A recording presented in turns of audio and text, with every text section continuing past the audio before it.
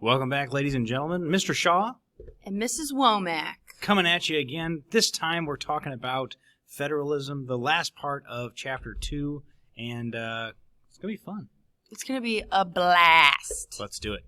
So the first part is we're just going to analyze the Madisonian system, really just looking into the specific features that James Madison wanted to include in the Constitution and what we still have today. Awesome. Let's do it. Or no, it's not. Oh, there we go. There we go. Okay. These are just like the three highlights that we'll talk about in this first point. First thing. Okay, so thwarting the tyranny of the majority. Okay, so James Madison, under kind of the system that he envisioned for the United States government, was one that would limit majority control. So he was very big on making sure that, yes, we go with majority rule, but we also have to protect the group that was not in the majority, so that minority, we also have to protect their rights as well. And so he really put in, or thought to put in, a bunch of these kind of protections into the Constitution to help that out.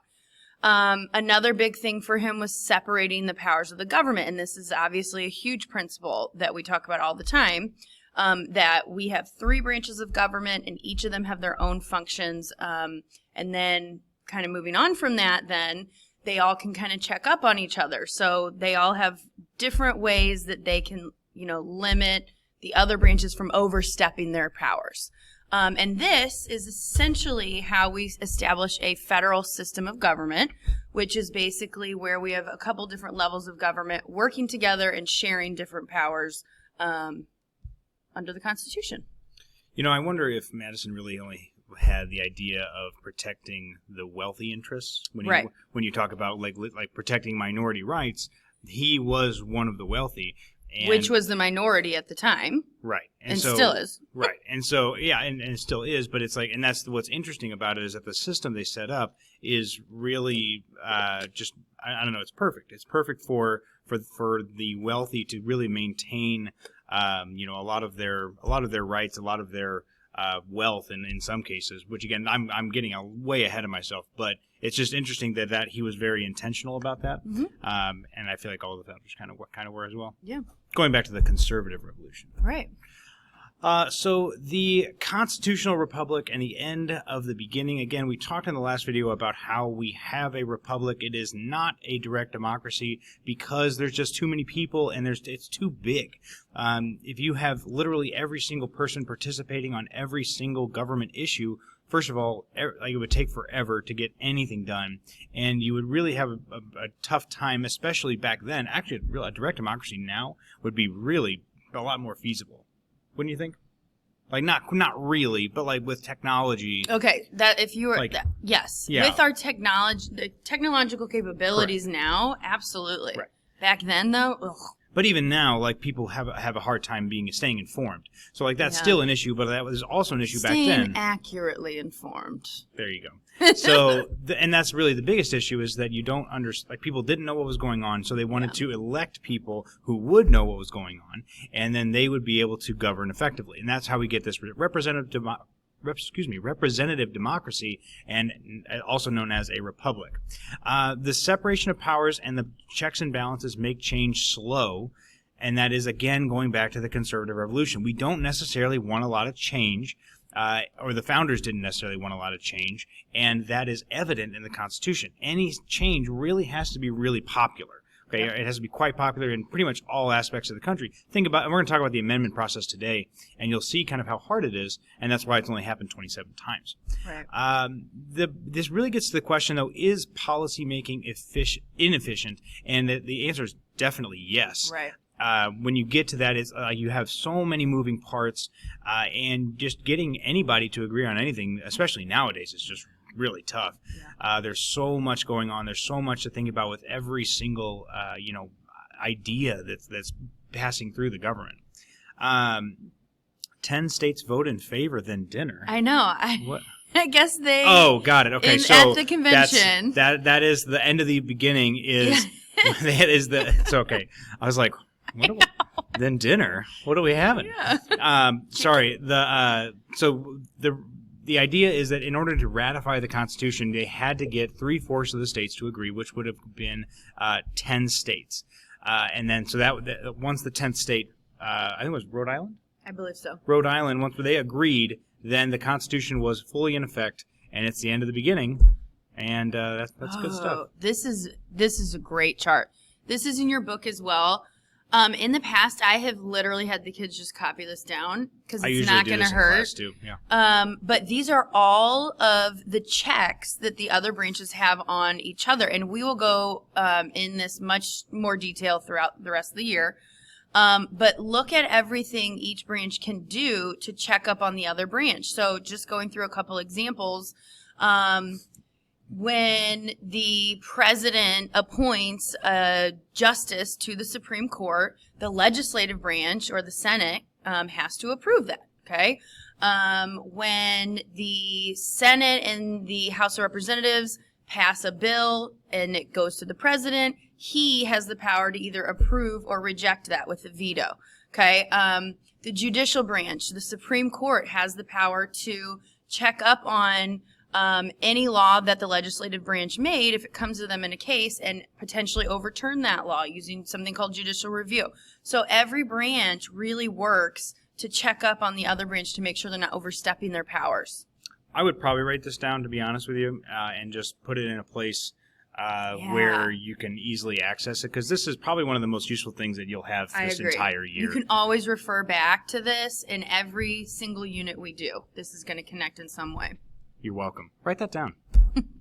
All right, moving on to the Federalist and Anti-Federalist debates. Again, so now the Constitution is written, and now we have to get people to approve it. We need the states to ratify it, and hey, wouldn't you know, there's some disagreement about it. So the Federalists are going to be the people in favor of the Constitution. They're going to write the Federalist Papers. They're really pros at naming back then, don't you think? Gosh. So this is the Federalist Papers are going to be written by Alexander Hamilton, James Madison, and John Jay. I'm sure you guys by now have seen Hamilton on Disney Plus. It's lovely. But again, they go through this really well in that. But the idea is they're in favor of a strong central government. They want, like, the Articles of Confederation clearly weren't working. A weak government's not going to work, and we need change, and that's what the Federalists want. Anti-Federalists are the opposite sides. They liked the Articles of Confederation. They are very fearful of a strong central government. They think that a strong central government will take away their rights, much like King George did in Britain. So they opposed the Constitution, and they were against the Constitution because there was no protection for civil liberties. One thing you could add there is that they wanted a Bill of Rights for the people. The Federalists thought that they didn't need a Bill of Rights because the states already had those things in place. And the idea that with the Federalists, at least, they think, well, we've created this Constitution which really limits our government. Right. We're telling the government what they can do. So why do we need a Bill of Rights? Why do we need to tell everybody, well, these are exactly what the rights that people have? The other argument on that the Federalists would have is, if we list rights of the people, then are those the only rights that they get? Like, how do we know every single right that every American is going to have? So there was a lot of different moving parts that they had to think about. And I think that, like, that's at the end of the day, kind of what Ms. Womack said. It's like, if I don't tell the government that they can do this, then they can't do it. And so if it's not in the Constitution, technically speaking, which we'll find that that's not exactly true, but according to Hamilton, if it's not in there, they can't do it. Why would I need to write something else to make sure that the people were protected? So anyway, we'll see that kind of. Oh, also, last thing on the Anti-Federalists, they were worried about states' power weakening. Again, remember the Articles of Confederation, the states were very powerful, and they wanted to maintain that. Would you say that most of the Anti-Federalists would have been like Southern delegates in Southern states? I don't. Because they wanted to be able to decide their own on slavery issues. Yeah, I would say there was probably, again, a lot of. But like Madison though was from Virginia. Yeah. So I don't know. I think they were probably scattered throughout. Honestly, I think that there's probably a lot of people that, throughout the country that were like, hey, we don't like the idea of going back to, King George V2. Sure. So who knows? V2. And this is, I don't know that necessarily you need this. Definitely look it over. Definitely the government preferred part would be really good. Also, maybe I don't know. It wouldn't be bad. It's not going to hurt. Write it down. It's not going to hurt. So again, anti-federalists are small farmers, shopkeepers, laborers. Federalists are large landowners, wealthy merchants, professionals. What's interesting about this is that I think, and you'll get this when you read Brutus 1, is that the anti-federalists really wanted more power to the everyday man. Yeah. The middle, I really wasn't a middle class yet, but like the farmers, the laborers, things like that. And the federalists were usually more wealthy individuals. The elites, so to speak. For sure. But again, we kind of talked a lot about this stuff anyway, so I would just, I would probably write it down, be a big help to you. I think this might be on a quiz. I'm pretty sure it's on, it might be on a quiz. A little foreshadowing there for you. Okay, moving on. Oh, the Bill of Rights. Oh, okay, we'll go quickly, okay? So, just like a bunch of other decisions that had to be made, we kind of had a compromise in the idea that, okay, if we go ahead and agree to ratify the Constitution the way it is, then we will immediately go back and we will add a Bill of Rights to it. And so that kind of allowed the Anti-Federalists to go, okay, we'll go ahead and ratify, and then let's work on a Bill of Rights. So we come up with the first 10 amendments to the Constitution. As you guys know, the First Amendment covers 5 freedoms: speech, press, assembly, petition, and religion. How did I forget that? It's RAPS: religion, assembly, press, petition, speech. It's because I mixed it up. Okay, so anyway, do I need to go? I mean, we're going to get into that. So I think that you should just know that the Bill of Rights was added to the Constitution to satisfy the Anti-Federalists. Yes. And then these are the protections that they wanted in place. Like, perfect. Again, think of the quartering of troops, for example. I mean, that was King George had done that. Yeah. And so they hated it so much they wanted it in the Constitution. Literally, it's like the worst amendment because we've never needed it. We've never used it. But I think there was. I mean, maybe back in the day. I think there was something. I saw a random story about it, but anyway, It doesn't matter. But yeah, we're gonna go over this in Unit 3. Yeah, so I wouldn't know that you necessarily. Yeah, don't write all this down. This is know that much. These were incorporated. It was another kind of compromise that was incorporated after the ratification of the Constitution, to just kind of ease those worries for the Anti-Federalists. One correction is I would probably know Amendments 9 and 10 right now. Because they are relevant to what we're talking about here and then in the next chapter as well. So Amendment 9, unlisted rights are not necessarily denied, meaning you have more rights than are what's listed in the Constitution. And like just because we didn't write it down doesn't mean that you don't have it. And then 10th Amendment. Yeah. What? Why'd you look at me like that? Well, I was just thinking Amendment 2, is that like grizzly bear arms? It's the right to have bear arms on your wall. And then Amendment 10 is the powers not stated in the Constitution, meaning for the federal government, or denied to the states, are reserved for the states. So again, that reserved word, that's why we call those reserved powers, and those are state powers. So I would definitely know those two, but otherwise you guys are probably pretty good for now. Yeah. Okay, ratification. So we held a special convention to ratify the Constitution. Because first it has to go around to the state legislature. So it wasn't just these guys going, okay, we vote to approve it. They had to all go back to their own individual states and run it by their state legislature. So every state had their own government at the time. They had to kind of review what the delegates had come up with, and then the states had to vote whether to approve it.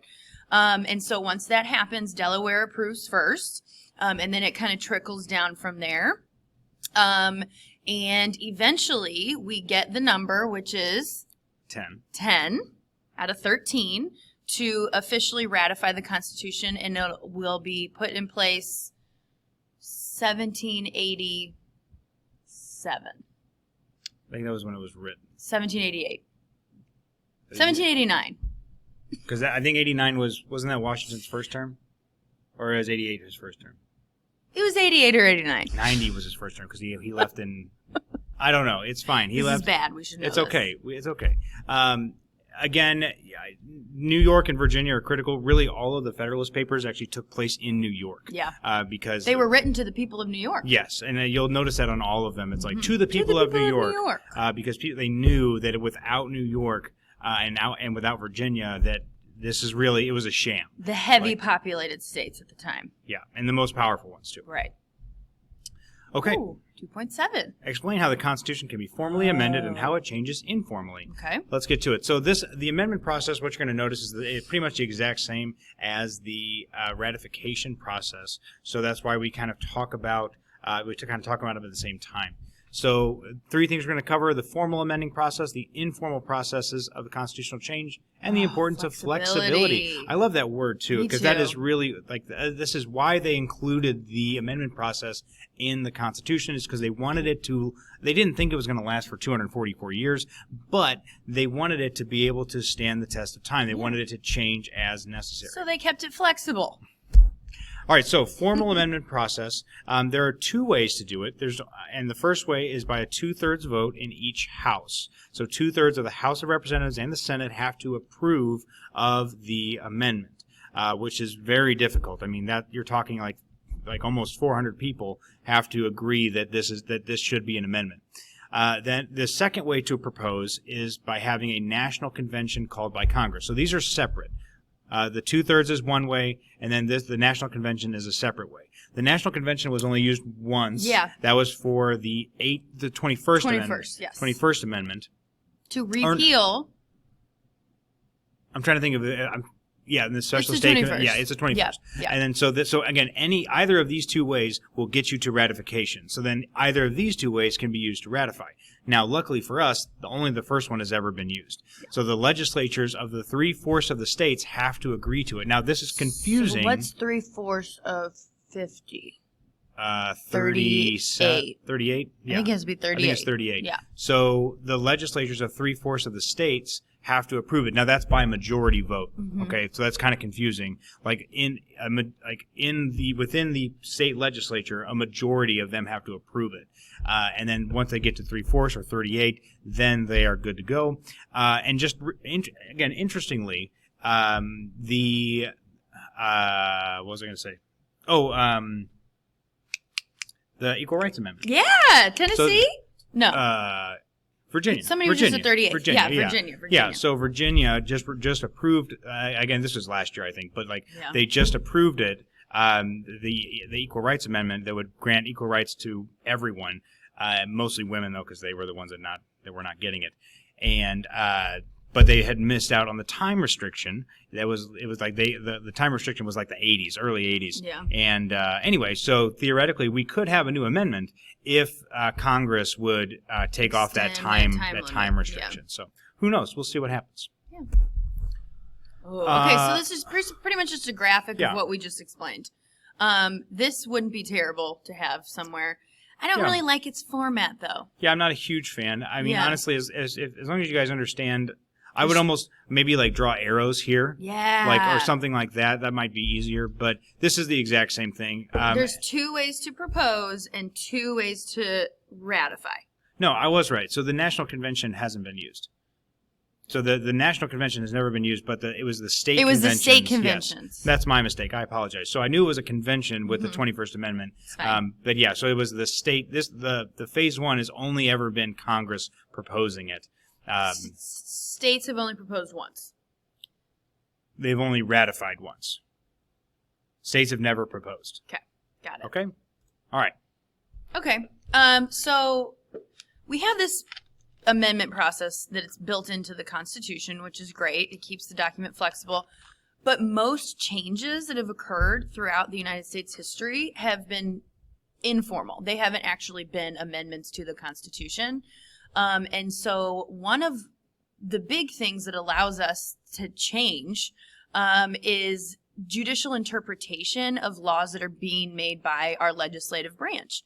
And we will cover heavily a court case called Marbury versus Madison, but essentially the Supreme Court decides in that case in the early 1800s that the Supreme Court or the judicial branch has the power, if a case comes to them, they can look at that case and the law revolving around that case, and they can say, well, the legislative branch overstepped by creating this law. Maybe they didn't even have the power to create this law. So they can use something called judicial review to overturn that policy or that law that has been made by our legislative branch of government. Okay? Changing political practice. So meaning political practices have kind of evolved throughout history. The executive branch has expanded. The legislative branch has expanded. And none of those things have taken place through actual formal amendments. And so just the idea that even now we have a two-party system, that's not how it always has been. So we have a bunch of changing political practices that continue to occur that allows us to make informal changes to how we govern the country.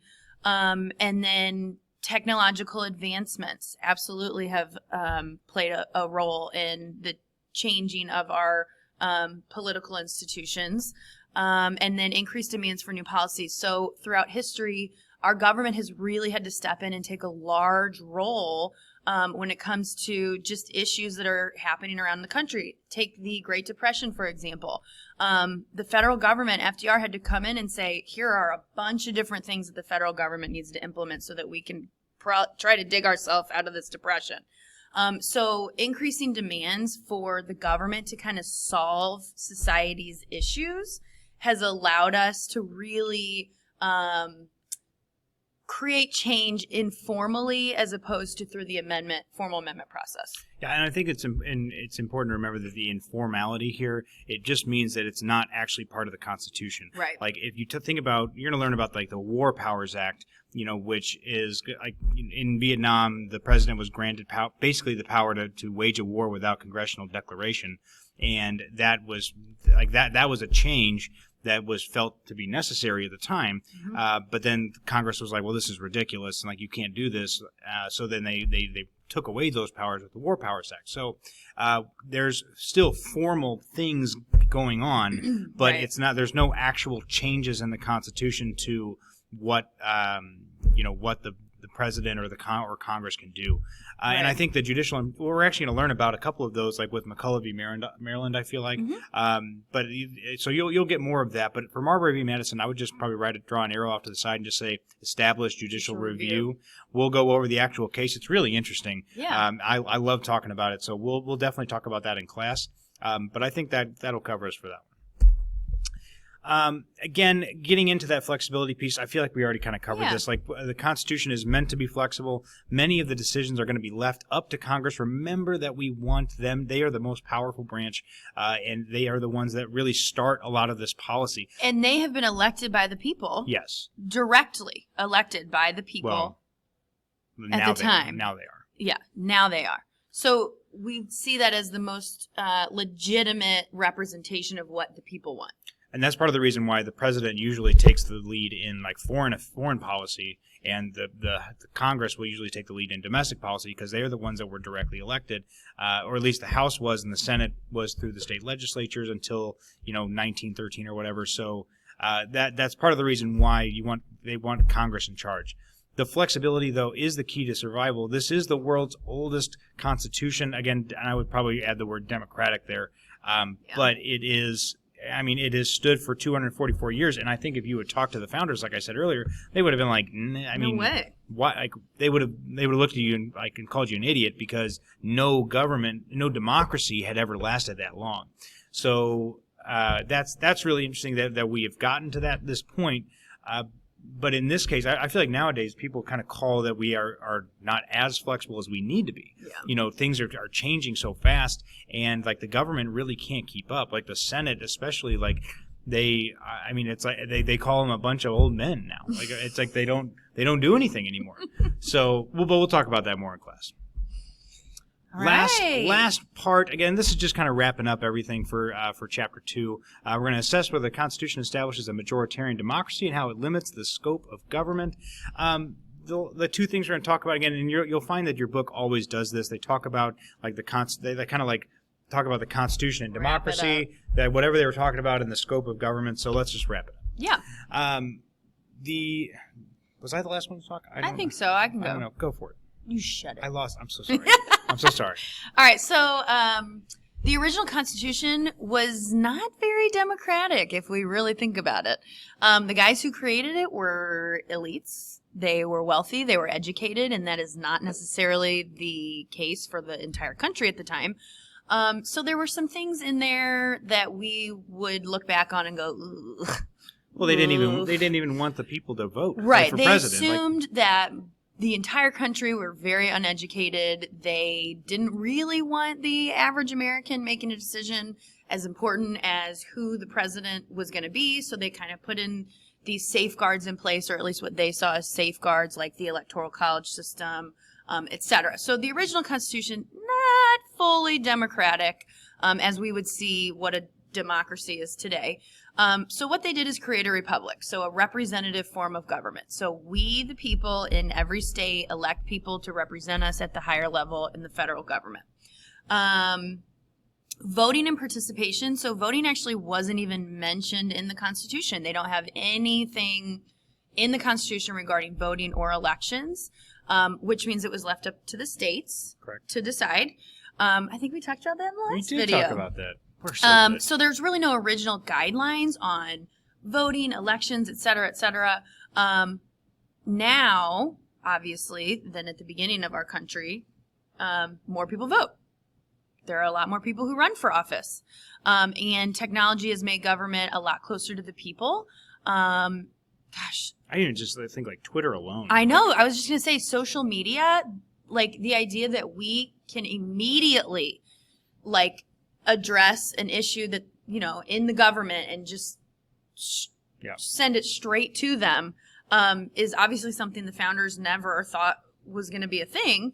But technology has made us, the government, so much closer to the people. And ideally, technology has helped the government address issues. It's definitely made things easier in a lot of ways. Like Right. It's made it easier for them to communicate with the people, to tell us about their beliefs, and to keep them informed about what they want us to know. But I think the side effect of that is that it has also made it a lot easier for, I guess, candidates who don't necessarily. I feel like they wouldn't necessarily be very popular. It has made it easier for them to kind of get their message out. Absolutely. So, and I mean, again, but maybe that's a good thing in some ways, because it's gonna diversify choices and things like that as well. But I mean, now there's so many other issues with like fake news and people just believing whatever the heck they see. So we'll talk about that more in class. But again, we just kind of have to know that there's going to be a downside to everything. Yeah. Last part here is the scope of government. Remember, Federalists wanted a large government. We're going to talk about Fed 10 too. About I think we talked about that. No, it'll be this week. Like Fed 10 is going to be. They wanted a diverse republic. Anti-Federalists wanted a smaller government that's not going to be able to take their rights. The Constitution was designed to limit the government and protect liberties. Remember that at the time, people were so worried about the government like infringing upon people's rights. So they wanted as many white people participating as possible, and they wanted to make sure that those liberties were protected. The separation of powers is really relevant here too, because it's going to help people to really stay limited. If all power was concentrated in one person or in one branch, it would make it very easy for people to kind of overstep and to take more power than they necessarily should. Although that is ironic that there was only one branch in the articles and they could do nothing. And then the effects of checks and balances.